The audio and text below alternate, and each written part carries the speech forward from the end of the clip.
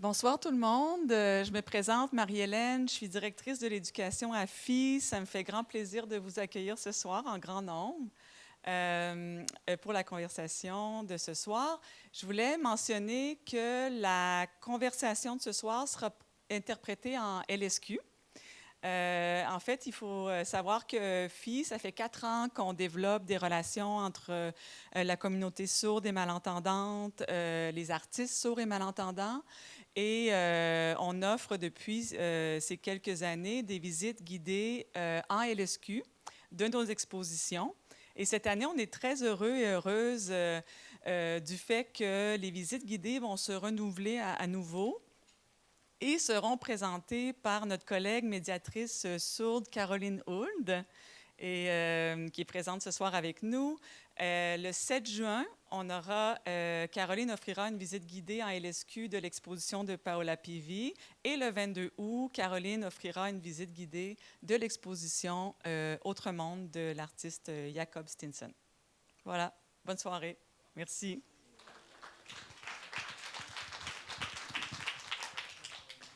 Merci Marie-Hélène. Alors moi, je m'appelle Renelle Desjardins, je suis la directrice des initiatives sonores et musicales chez FI. Je gère aussi le programme public. Donc, de la part de notre fondatrice Phoebe Greenberg, bienvenue à cette conversation entre Paola Pivi et Kanika Anand. Pour lancer l'exposition intitulée « Venez voir, Mensonges, Mensonges », qui est maintenant ouverte et continue jusqu'au 13 septembre. Avant toute chose, nous reconnaissons que FI est situé sur le territoire autochtone non cédé. Ce territoire connu sous les noms de Jojage pour les Ganyangahaga, de Munyeng pour les Anishinaabe et Montréal en français, a été et demeure un lieu de rassemblement pour de nombreuses Premières Nations. On exprime notre gratitude envers nos communautés qui ont pris soin de ces terres et ces eaux qui nous offrent la possibilité d'exercer notre métier et de présenter et célébrer l'art et les artistes d'aujourd'hui. Cet événement est une coprésentation entre FI et l'Istituto Italiano di Cultura à Montréal. Merci beaucoup à leur équipe et à leur directrice Francesca Calamaro pour cette belle collaboration. Merci aussi à toute l'équipe de FI pour leur travail continu. Tonight's conversation will take place in English. And before we open the conversation, we'll have a performance by Karma Culture Brothers. He is a composer, producer, musician, and also Paola Pivi's husband and one of her close collaborators. He also names his exhibition titles. Please give a warm welcome to Paola Pivi and Kanika Anand.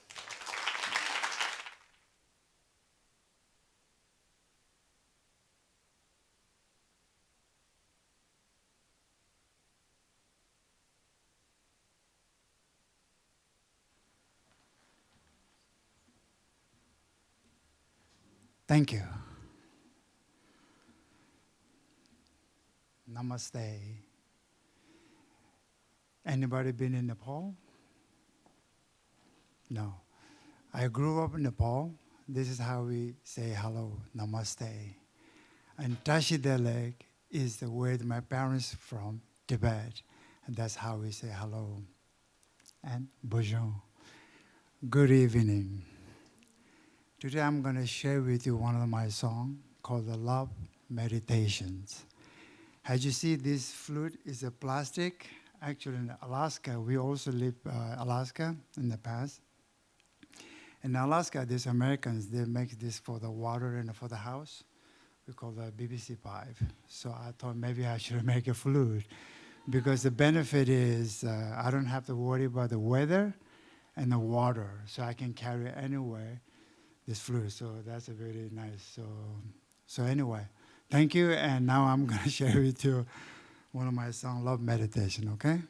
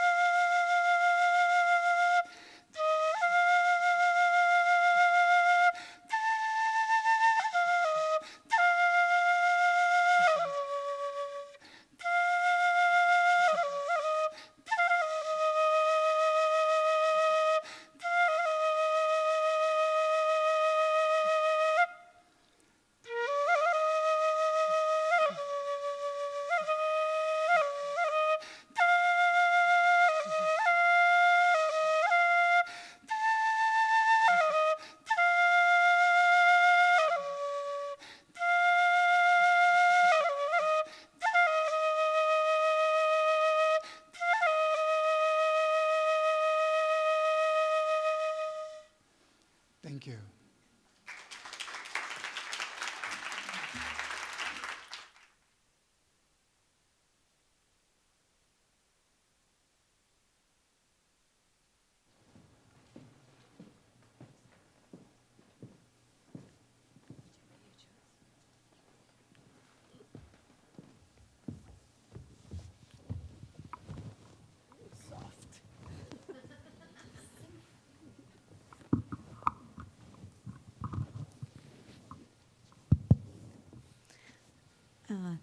Thank you. Thank you, Karma. That was really wonderful. And I think it's a really special way to begin any evening and any conversation, so thank you.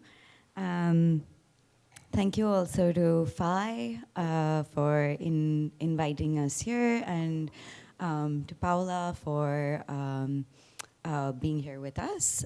This is the second exhibition of Paola Pivi's in Canada. The first one was at Contemporary Calgary, so we're extremely grateful to be able to share some of your work and have you here. Welcome, Paola. And thank you to everyone for coming out. It's a wonderful springish day, so yeah, we're grateful to have everyone here, and we'll get into the conversation. I'll begin with a somewhat brief reflection on Paola's work, and I do have a clicker somewhere that I need to use.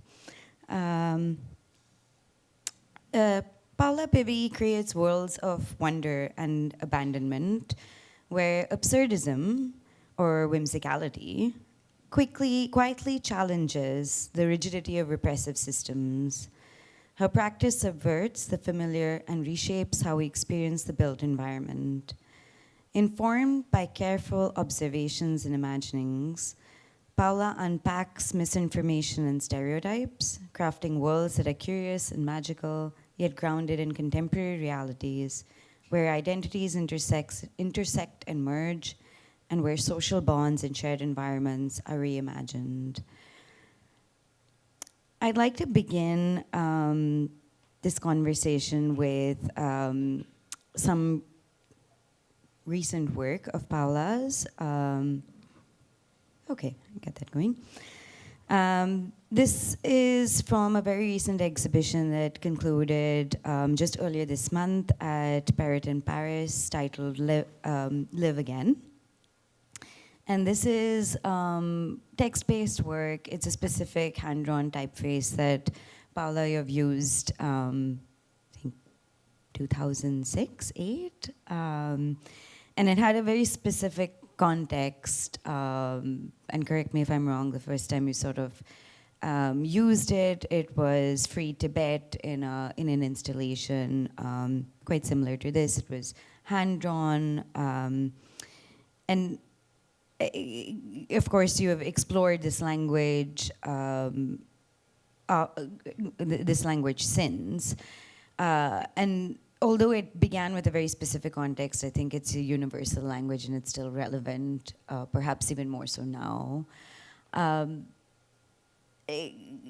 Perhaps you can share with us why you thought that this was something you wanted to say with the solo exhibition, reflecting on the times we're in, the space we're in, the spaces we share. Hello. Thank you for coming. It's great to see so many people. For me, we need to talk about what is happening in the world. It's kind of pointless to do art and not say something about what is happening, because what is happening is very, very scary and very, very dangerous. I totally also believe in the research of art, in the pure research of art. So that we are able to do because we still have certain freedoms and certain human rights. So I'm not against other artists who solely focus on the pure research of art, because they should. But for me, I am vibrating very strongly to the point of rupture with what is happening in the world. I just cannot not feel responsible. I am 54 years old, and I'm passing a world to my son that I'm disgusted about. I cannot tell if it's worse today, and maybe before it was all just packaged better, or if it was bad before also and packaged better, and now it's just more visible. It's hard to tell, but either way, I belong to countries that are responsible. My home is in Alaska.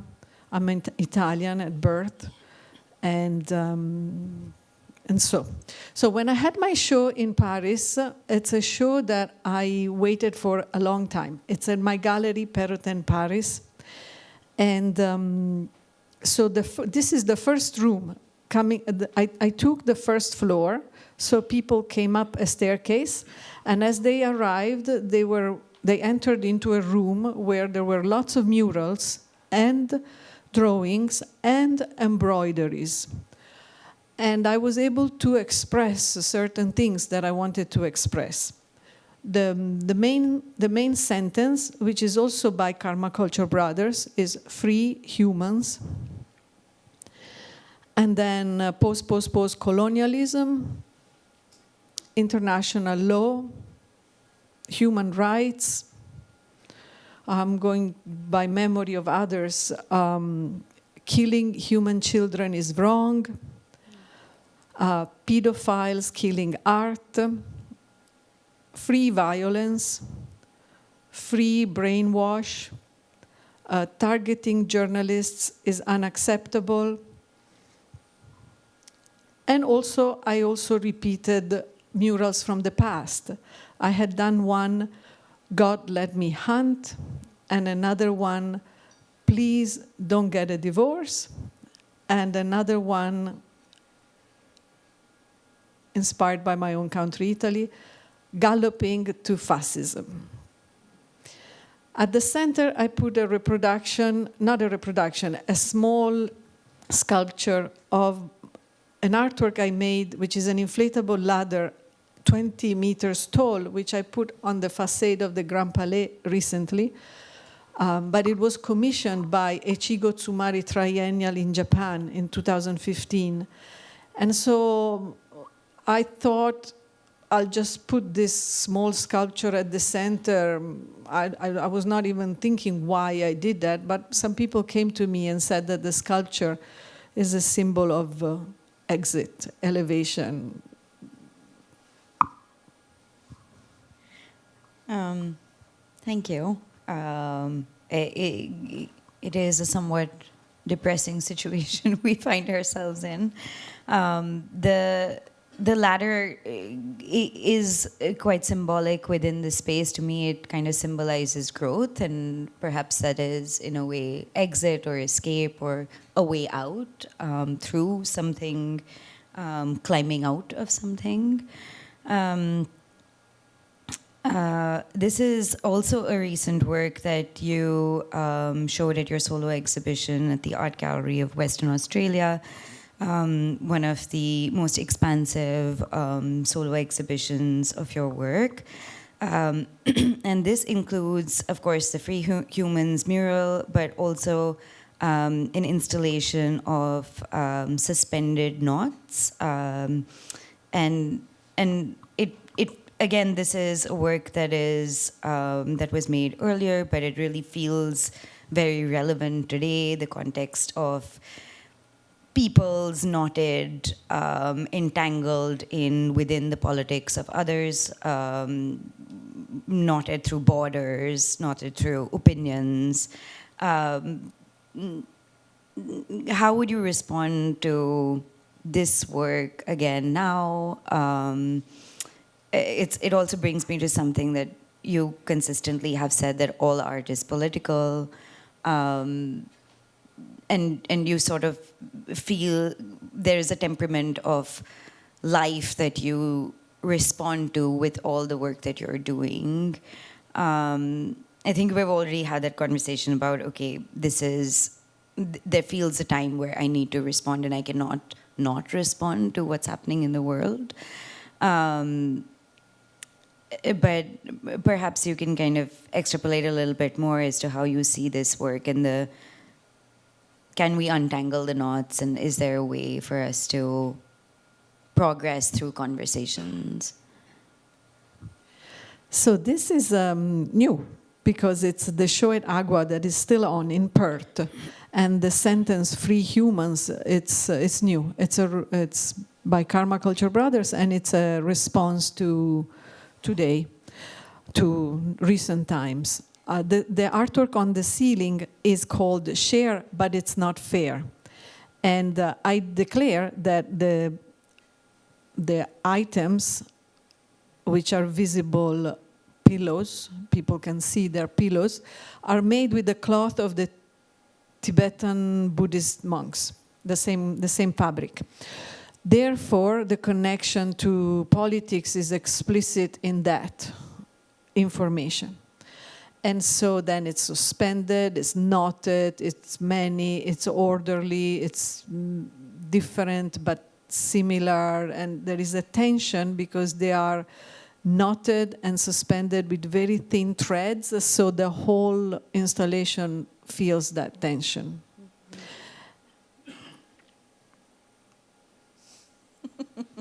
Fair enough.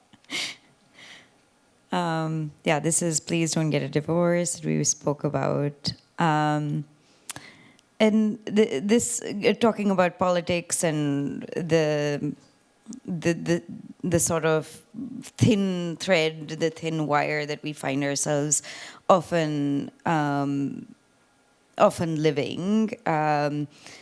It brings me to this work that is sort of central within this exhibition. Come check it out, Lies, Lies, Lies. It's in the title of the exhibition. It is a work that you made in 2018, but it, of course, comes from quite a personal story that began in 2013, and it took you sort of 5 years to arrive at a place where you found a language to express what you had gone through. Can you share how a little bit about this work? Of course, it is absolutely perhaps more relevant today than any other time. It explores this unstable terrain of truth and falsehood, what is fact, what is lies, the confusion between what people believe, what they don't. Yeah. Absolutely. Can't wait to do that, really. But I would like to go back to one slide. Okay.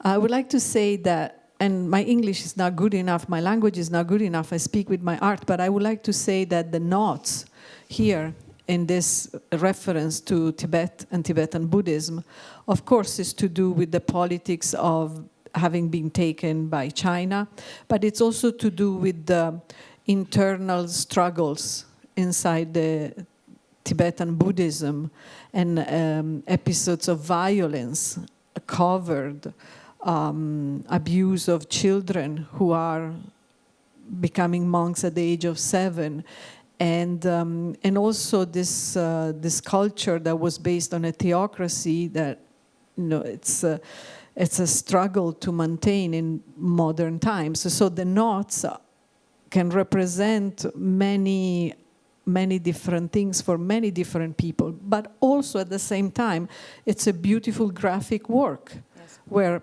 you might just enter and completely enjoy it as signs, as a sculptural,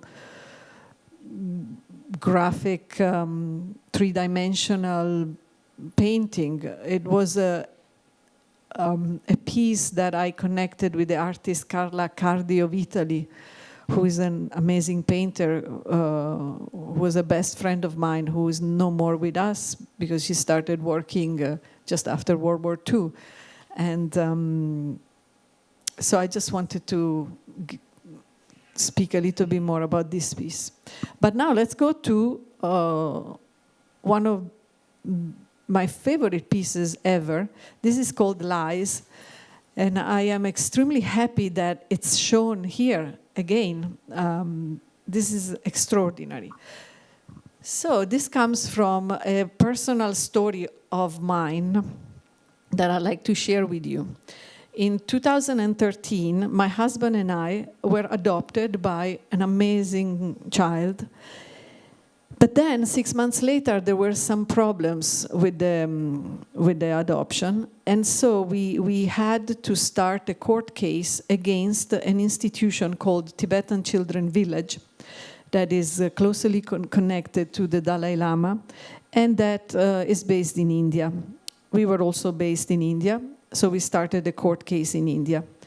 I started this court case thinking we have a problem, let's go to court and let's sort it out. And I found myself, my family found it, we found ourselves in a sort of movie where people that we thought would be respectable, you know, their fame is to be very, very respectable, suddenly were attacking us brutally and viciously with certain threats, but also with lies.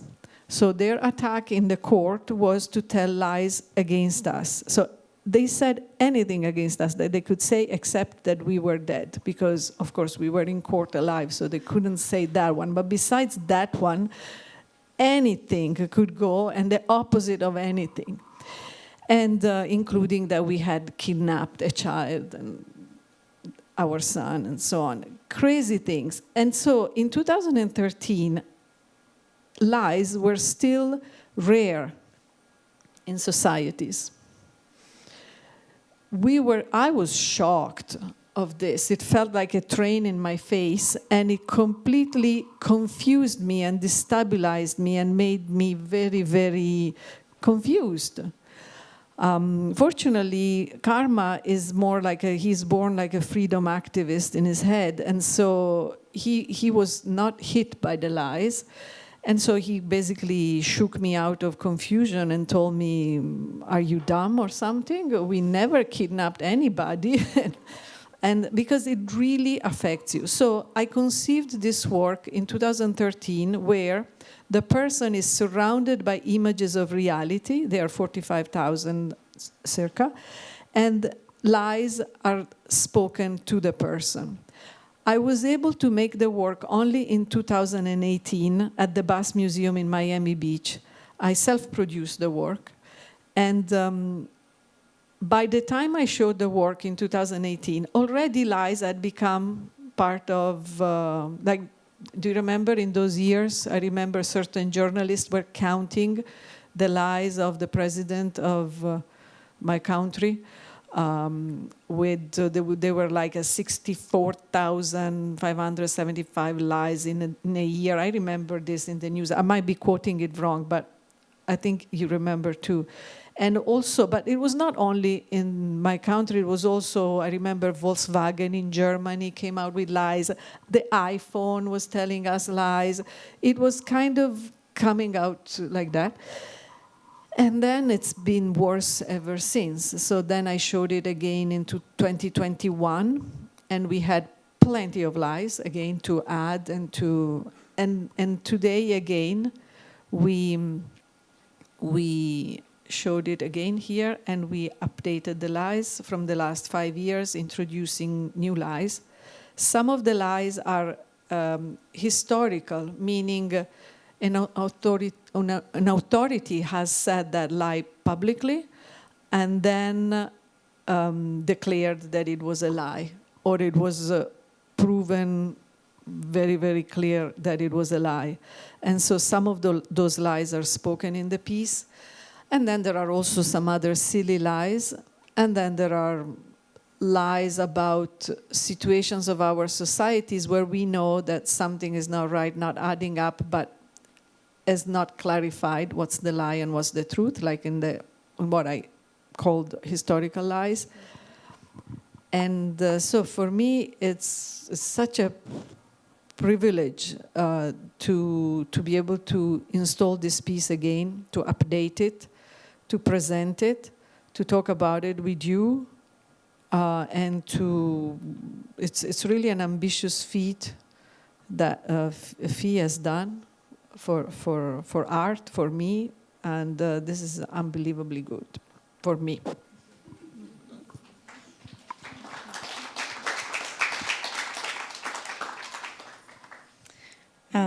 Thank you, Paola. I know it's that is a personal story that comes with its own baggage. So thank you for sharing that with us. It is a remarkable piece. You're sort of immersed in this cube of lies, and it really kind of makes you think about all the things that you are told or fed or supposedly informed of, and it kind of the constant stream of images which shift every few seconds. I think there are 3 seconds per image, where it gives you enough time to sort of look at the image, and then there's this narration.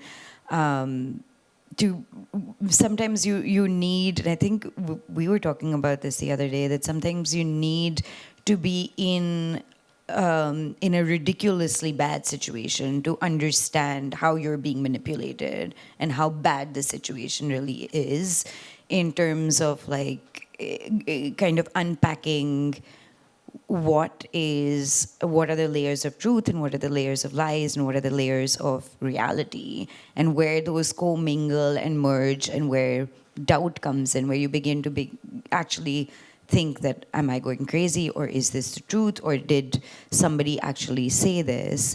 So yeah, that's more of an observation than a question, but it really kind of, this point of being moved to an extreme point where you have to be in that bad of a situation to actually realize it, is something that I think that is happening more and more of. Just as you said, lies is now normalized. There's a stream of misinformation that we have access to all the time. May I say something? Yes, of course. But so it's very, very important that it's not like, oh, lots of lies, so let's all be confused. No, of course not. No. So I report my experience of being hit by the lies in court and feeling confused, because I got to know that experience very in a distilled way. Today we are bombarded with lies day and night, but still the truth is recognizable. The truth has a power that cannot be removed. It's not confusing at all. Once you see the truth, recognize that, and you know when you're sure it's the truth, you then cannot be unseen. Yes.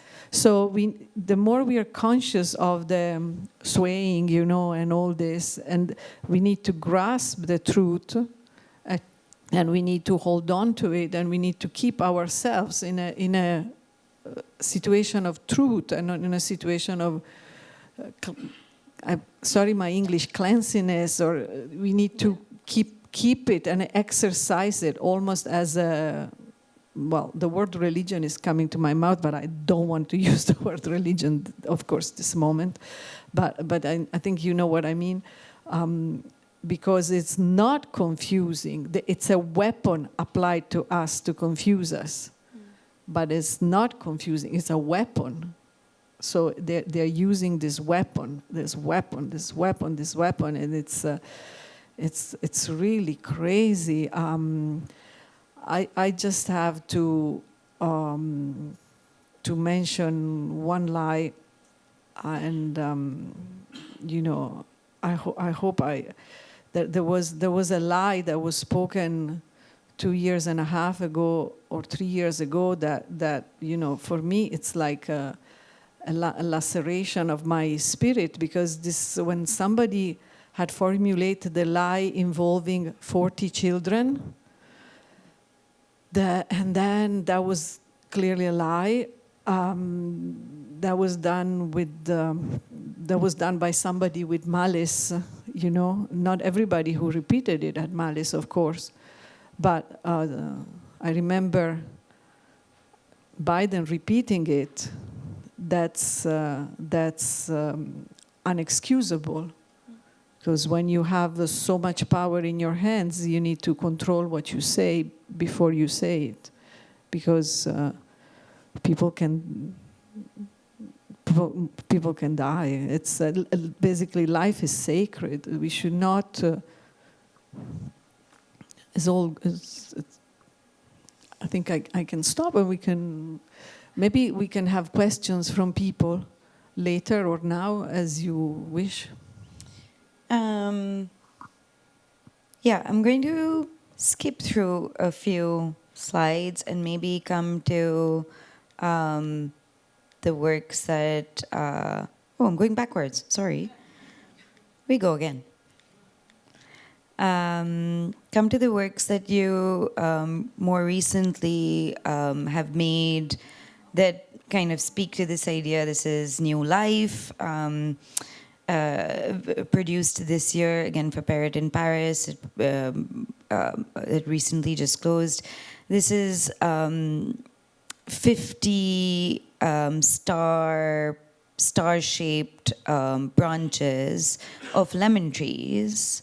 So I can only imagine the space being somewhat fragrant and really having this sensorial experience as you walk in. But one of these is made of bronze.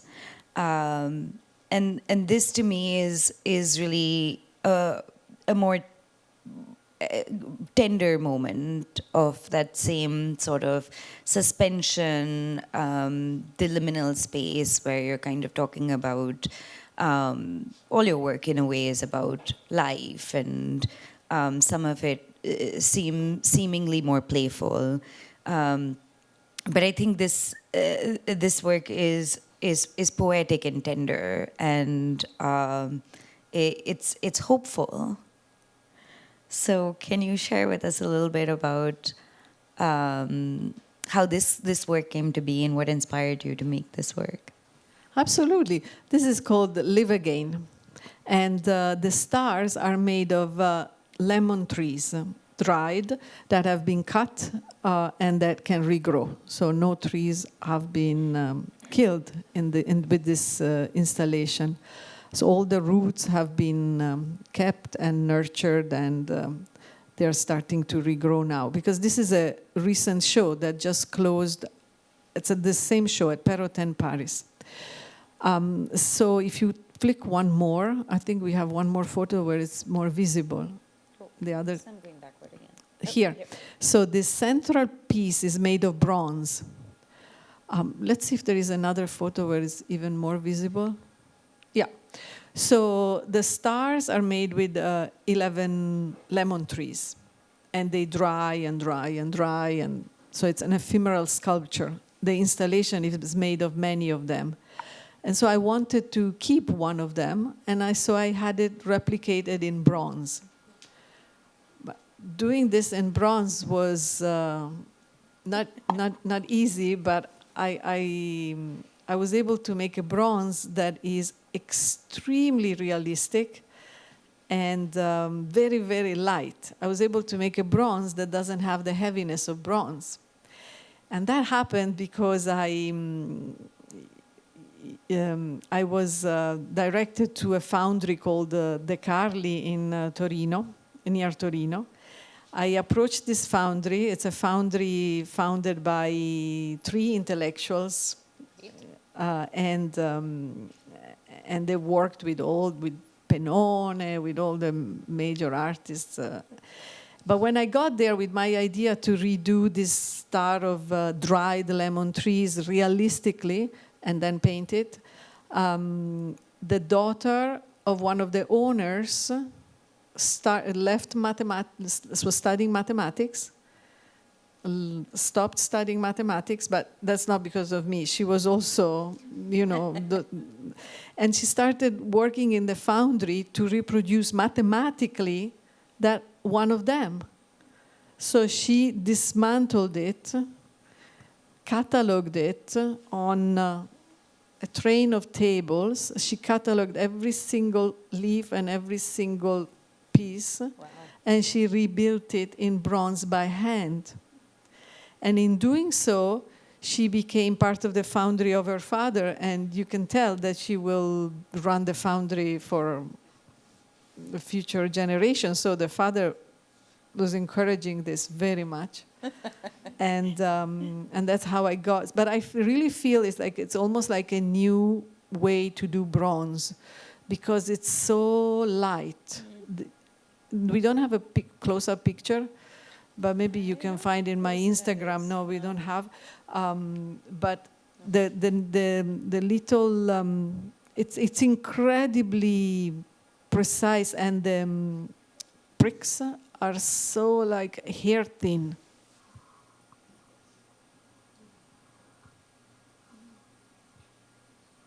So the stars are like planets. So it shows that we are all connected. And you will make more bronzes with this foundry. I think we'll sort of close with this work, which is also recent. These are trays that you had done, colored trays. Each is filled with liquid and again suspended. Again for the exhibition at the Gallery of Western Australia. And this, and correct me if I'm wrong, was in response to a stained glass that they already have in the building. Is it true? No. Okay, I got that wrong then. But it has this, of course, this sort of idea of, again, being in suspension, but hopeful, joyous, it's colorful, it's in some ways celebratory. How did this work come to be, and like how maybe share a little bit about what happens in Paola Pivi's mind. You respond to things around you, but you also create beautiful sculptures. They're layered, they're sensorial, they sort of are accessible to all people, all ages. So take us on a little journey through Paola Pivi's mind with this work. Okay, so this work is called Love Addict, and it's I dreamt of it. I dreamt of it in a way similar to this. But then the formalization of it came when we moved to Hawaii. With my family, we moved to Hawaii, and Hawaii, I don't know if any of you has been or lived there, but there is something that only Hawaii, in my experience, does to us, to the body, to the person, to the mind, to the, it's extraordinary. And so shortly after moving there, I wanted it, and so it formalized. I thought, oh, I can do that dream by hanging trays with liquid on top. And so what you see are trays of plastic, like there is a nicer name, is like acrylic. Trays of plastic, open on the top. They're custom made, like I designed them. They're not like from the shop. And then I poured in it, I wanted transparent, colorful liquid. And so to have something that would sustain the length of the show, it's still happening in Perth. You could take a plane and go see it. And to sustain like the almost 1 year long show, I used glycerin because it doesn't evaporate, and the food dye because it's for sure good for, for sure, nothing is for sure, as we were saying before, but I used food dye.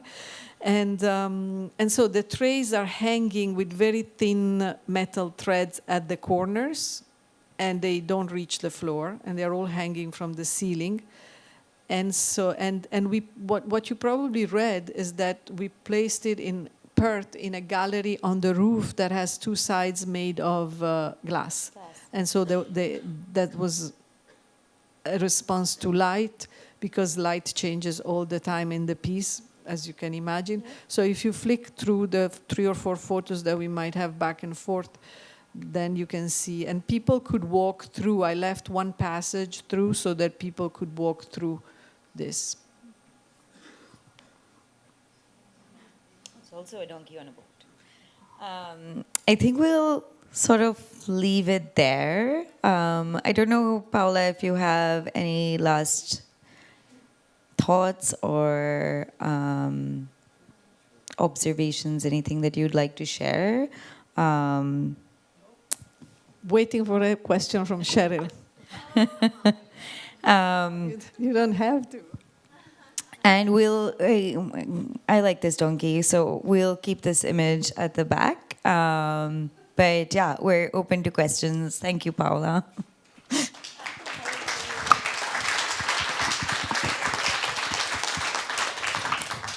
All right, Paola, I have a question for you. I knew it.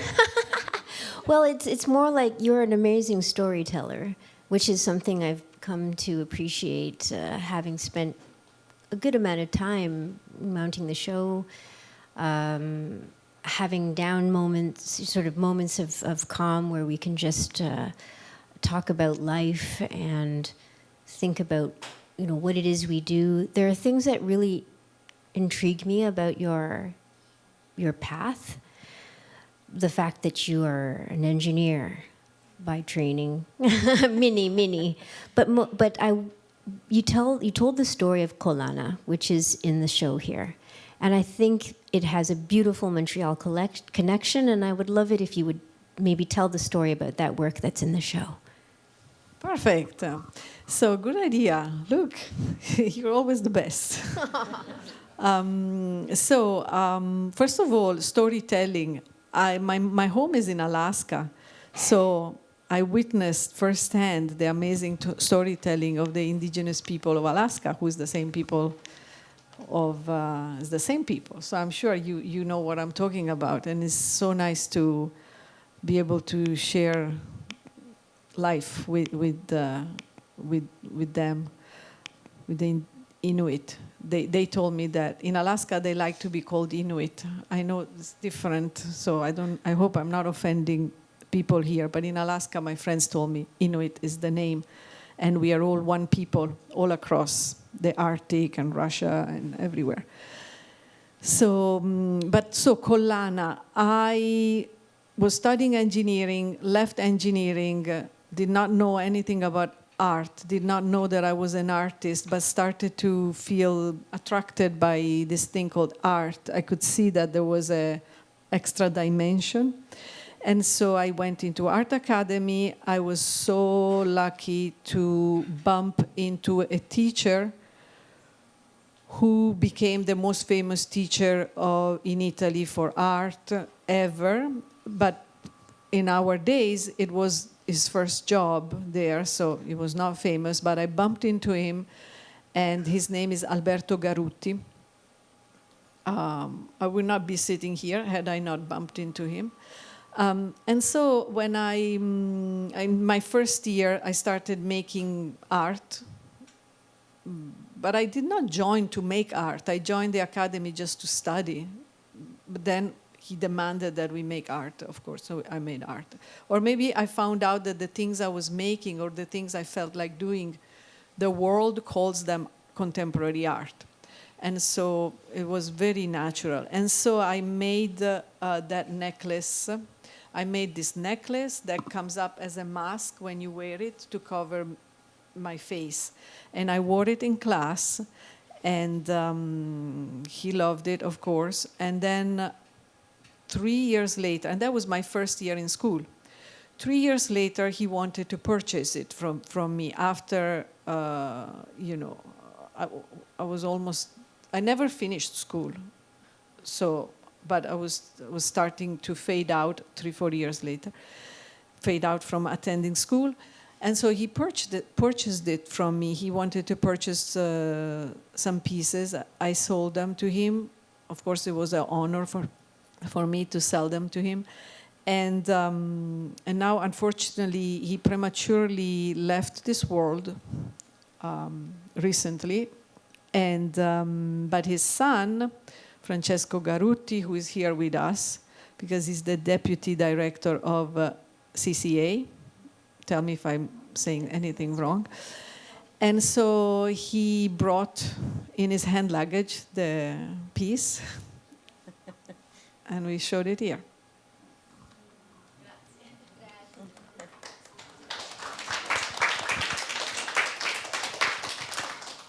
And maybe I'll just add to that the first time you visited the space, it was, you immediately thought of the work because when we walked up the staircase, and I remember it so distinctly, because you turned to me and you said, this Otoniel piece, I need to get this other piece I had made, and it's like, it would be perfect as sort of a response to this, already permanent installation in this space. And that's also something that's really remarkable about the way you work, because you respond to the space as most artists do, but also the space in a way, the temperament and the texture of the space, the things that are in it, and it led us to this beautiful journey. And of course the work is here, and it's one of the earliest works you made, so it is special to the exhibition. Yeah, it's true. Also because usually Jean-Michel doesn't use gold. That is true. So, and I saw his amazing piece in Montreal, in another museum. This one is great, and the other one is great from him too. Two of the best I've seen from him. So when I saw that, I thought I don't know, honor him, pinch him, go like this to him. I don't even know if he likes what we did or not. I think it looks great. Any other questions or thoughts or comments? I'm just circling through the slides. Also, any question is welcome, really, any.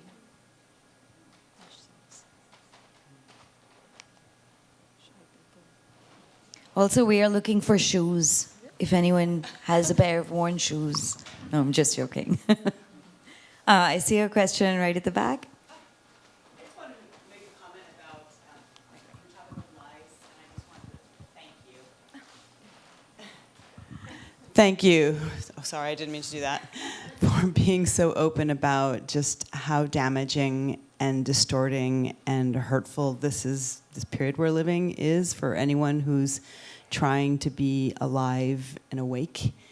And and I also respect totally artists who are doing just traditional and all the rest, but maybe my question or just your thoughts on how can we better harness this creative, communicative power of art and music, or what do you see as effective tools in order to try and cut through the lies?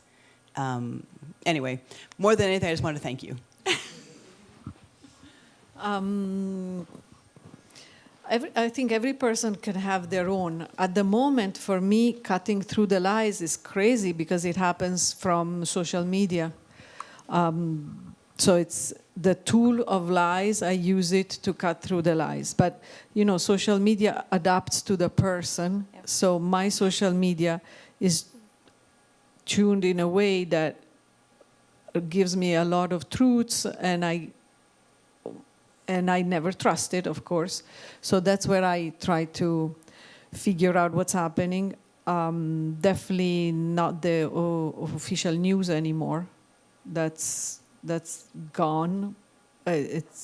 Or also I was trying to get news from people. Yeah, people. This is where we get news. You find somebody in a place that reports with their own voice, with their own phone, and then you know exactly what's happening there. Or you can call somebody, or if you have a friend in Russia, you call them, but probably they cannot talk about their because I tried that. Or friends in just talking with people, but also supporting others. A lot of artists who have become explicit about issues, whether they're wrong, whether they're not wrong, whether they're just part of the conversation, have had enormous backlash. Yes. So if you need to buy an artwork, go and buy it from one of these artists, because for sure their income has gone down to 1/5 of what it was before, or 1/10, or they might have lost jobs, teaching jobs and stuff like that. So maybe supporting each other, this is what is going to take us through, and each person doing in their capacity, in their call, in their time. Because acting is extremely hard and can be dangerous and is scary, but you might support another person who can act more than you, or you might stay strong for when you can act, and it can be done as a community. And yeah, this is what I think. Yeah, there's a question. I have a question. Can I? Did someone else have one? Yes, whoever is talking can ask a question. Yeah, right here. But there is also another one at the back. You said... There is also another one at the back for later. Let's not forget. I will go. So I had a question because you invited any type of questions, and it's a bit personal. It's your relationship with Karma Culture Brothers and your practice.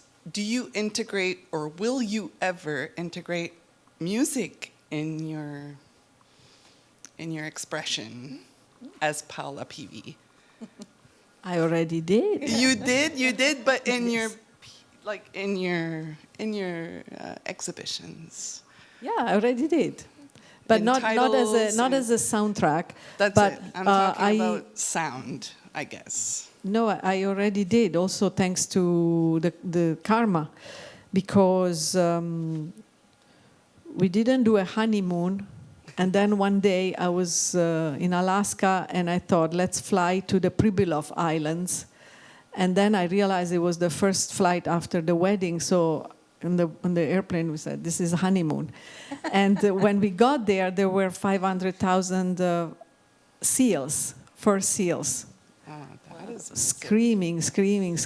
And he recorded them and started to make music with them.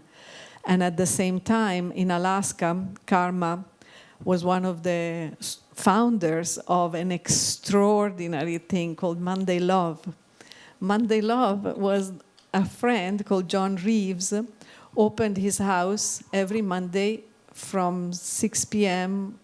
till Monday Love was support for the week. And the door was open to everybody. It was around the 2006 to 2010. So Alaska was still a very, very safe place where this could be done. The door was open to everybody, all ages, dogs allowed, anybody could come, and we did jamming. There was a fire outside. I mean, we're in Canada too, right? So you guys can understand this. There was a fire outside, a basement with jamming, the kitchen, people brought food in and out. But the most amazing thing was really the jamming, and that anybody was invited, really, also strangers. It worked. Now it would not be able to, cannot be done anymore because the society has changed in Alaska too. But, and so from all these things, now I get to my art. It's called Girl Jamming Squeak. So the first time I got invited for public art, I did not want to use the big budget to make a sculpture made of marble or something. I used the budget to make Girl Jamming Squeak, which was like from the outside it looked like a shop. So it was on the street, and it had lots of animals, faces.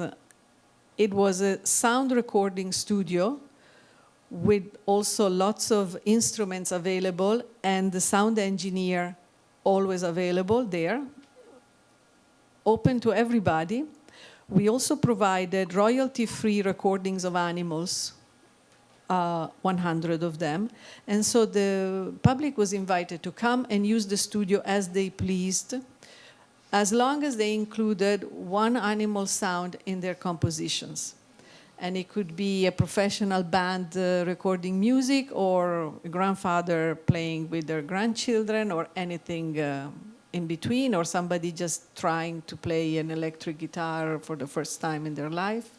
And so that's music in my art. Yeah, beautiful. Thank you so much. Oh, there was a question at the back, right? Yes. Yes. Hi. My question is regarding the message about divorce. Could you elaborate on that? Because you're saying free humans, and I'm sure you're aware that statistically speaking today in our society, divorces are usually, typically, taken upon by women because they want to free themselves. So why shouldn't people get divorced is my question. And by the way, I have been divorced twice, so I have a full understanding of the entire process and the reasons therefore. Fair enough. So that was a song, Please Don't Get a Divorce, by Japanter. And Japanter was a band. Now they're not a band anymore, but it was punk rock, very heavy, very creative, very noisy, very hardcore. And so this song, Please Don't Get a Divorce, really struck me as, you know. And then I asked the lead singer of the band, why did your parents get a divorce? He said, yes. How old were you? And I imagine he would say 14, 15, 16. He said 3. So I just found it, I know, I'm just being very superficial here. I just found it very remarkable, and I wanted to do, and so that's when I thought of the typeface, and I made that drawing, Please Don't Get a Divorce. And maybe it's the typeface of innocence. It's like that sentence is not said by, the sentence is said by a person who, with love, hopes that somebody else doesn't get a divorce. You know, it's not said when a divorce is due. Do you see what I mean? Like if you... I can understand that taken from the perspective of a small child who only wants the love of their parents around them. I can understand that. It's just the irony is that you say free humans. But not women? I mean, I'm just saying, because divorce can be an extremely freeing event. And it removes the shackles of what the society, and the lies, because I'm sorry, marriage is one of the noble lies of our society. So I'm a little astonished. It's sort of a contrasting sort of position that you're stating. To me.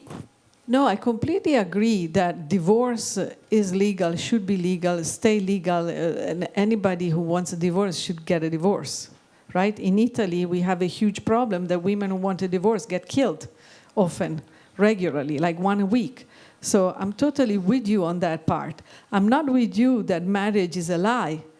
When I speak about lie, I speak about proven lies. So we can say that one marriage is a lie, but not all marriage is a lie. But the institution, unfortunately, because it relies on patriarchy in many senses, and that is, unfortunately, part of our problem in society today. You know, and yes, freedom is, it comes at a cost. I understand. I mean, I'm not saying that everybody should get divorced. My friend has been married for many years and very happily so. And so wonderful, that's terrific. But I'm just saying that in terms of your, display of messaging in terms of freedom, and then, but I didn't understand because I never heard of that particular band. I never heard of that statement. And obviously it is sort of like a crying out from a child's perspective, which is very particular. It is, honestly. Yeah, thanks, because you allow me to explain better. Free humans means humans should be free. Please don't get a divorce does not mean that divorce should not be allowed. It means I hope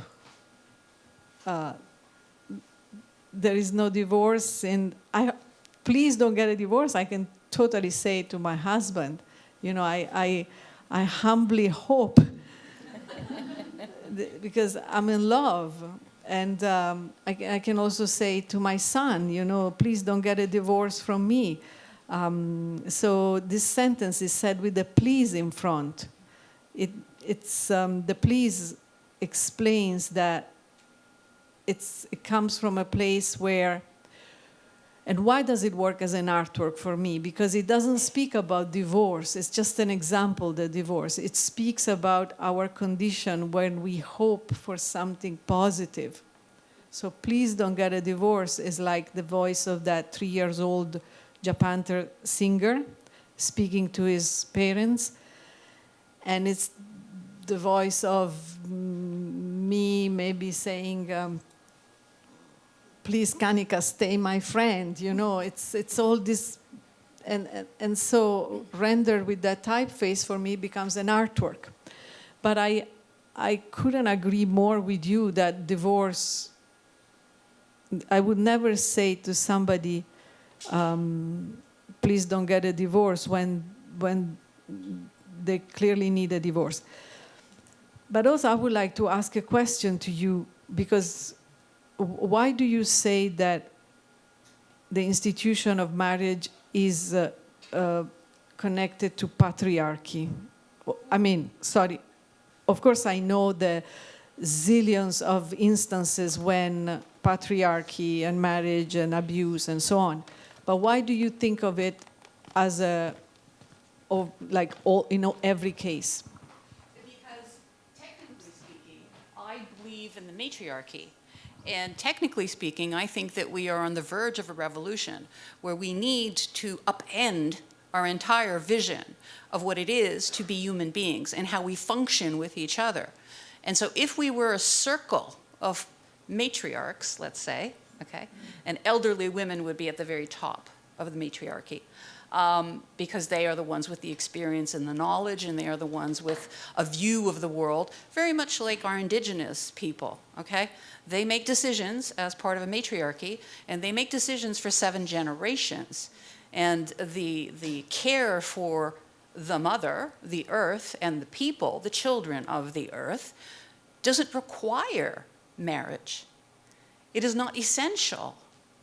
It is an institution that focuses on the pater familias, and as a Roman and an Italian lady, you understand the focus. And us French Canadians, we also had that influence, unfortunately, that Catholic, very rooted. And marriage was the fundamental aspect of these societies.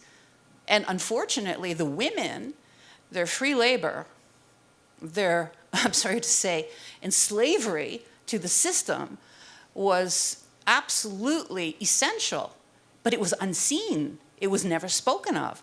So as far as I'm concerned, having lived 2 different marriages, very different ones, granted, different partners, etc., I don't see the essential need for a marriage.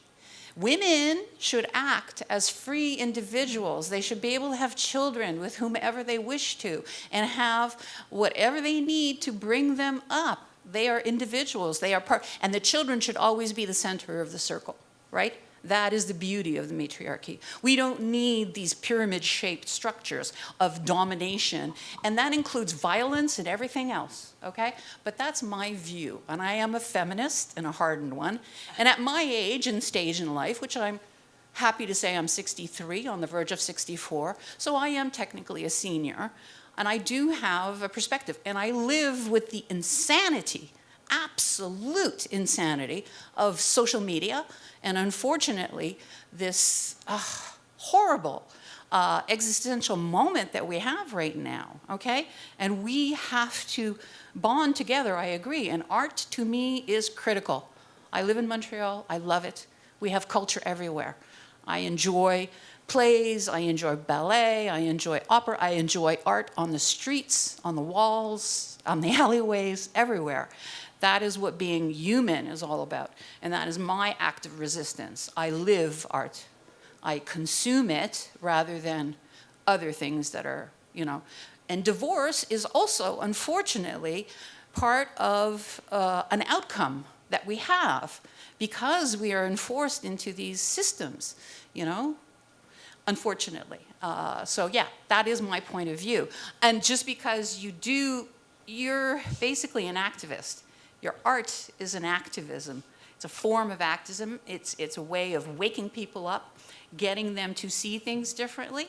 And I think that's wonderful. I think that's absolutely what we have to do. And we have to promote it amongst all of our friends and people. And, you know, look, see, I mean, dude, things can be different. You know what I mean? We can take, you know, abstract things or whatever. I love the Petri dishes with all the colored water, too. I think that's great, man. It's like, and then you let the light come in. And anyhow. Thank you very much. That's basically why I had that question. I just thought it was a strange messaging. And as I said, I didn't take it from the original point of view. And I do think as children, we should shelter them from these shocking events. Especially, you know, we shouldn't make these things happen for them to endure. It's not fair. Children should not go through this. Thank you for being an activist and a feminist. We really need that. Women are still in need of active women like that. But maybe my please don't get a divorce is like God let me hunt, you know. It's half jokes, half truths. It's multiple meanings there. So I really don't want to promote marriage as a patriarchal institution that cannot be dissolved. The concept of marriage in that artwork is evoked as something full of love, also with its own difficulties, that we have this dream is forever and can be forever because we've all seen situations where it's forever and it's beautiful. Thank you. Thank you for that question and sharing some of your thoughts.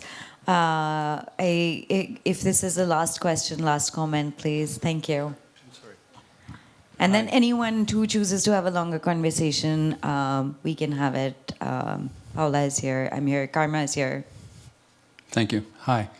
Thank you very much. It's beautiful. And the comment of the woman in the back, it's what it brings to me is that there's always a sense of irony in everything you do.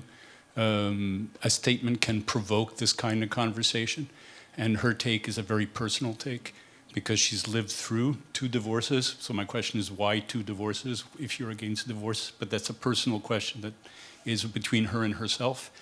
I would like to redress one thing. I was born here of Italian parents.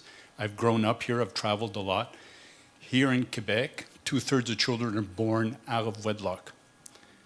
They're born in union libre, people who are not officially married, which actually has some disadvantages for tax purposes. But beyond that, marriage is not an institution which is imposed except very rarely in Canada, and in Quebec particularly.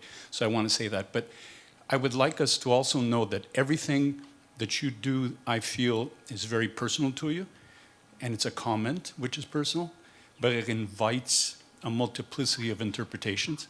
The only common theme that I see is humanity, respect. No neighbor is a monster. He gets built into a monster if we treat him that way, and if we see him that way through the lies. So whatever people will bring to the table as a conversation with you, I think is exactly the point of the whole artwork. So grazie molto. Thank you.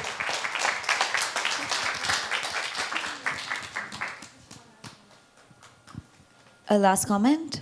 Okay, and that's the last. I lie. I said that was the last. Can you tell us about what you're wearing, Paola Pivi?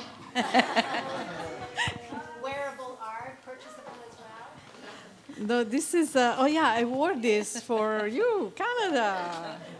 This is Canada Goose. With the polar bears. It's my capsule collection for Canada Goose. No, but it's beautiful because I was invited to do a capsule collection for Polar Bears International Day. Polar Bears International is the only institution in the world that studies the polar bears. Can you believe that? There is only one. And it's based in Churchill and in the United States. And it's supported by Canada Goose a lot. And so I made this capsule collection inspired by my baby bears. I love it. It's what else? And I also love the brand Canada Goose, because when I moved to Alaska the first time, I bought my first Canada Goose and loved it. And when they invited me, I questioned them about their ethical stance on the problem that arose when suddenly all their furry coats were sold as fashion items in not so-called cities, right? And the way they responded completely satisfied me, because they said that they had stopped using fur completely, except vintage fur, and they were moving towards artificially made fur. And so I felt I like that. I like that from the company that understood a mistake and took action and corrected. Absolutely. Well, thank you, Paola. Thank you. It was wonderful. Thank you.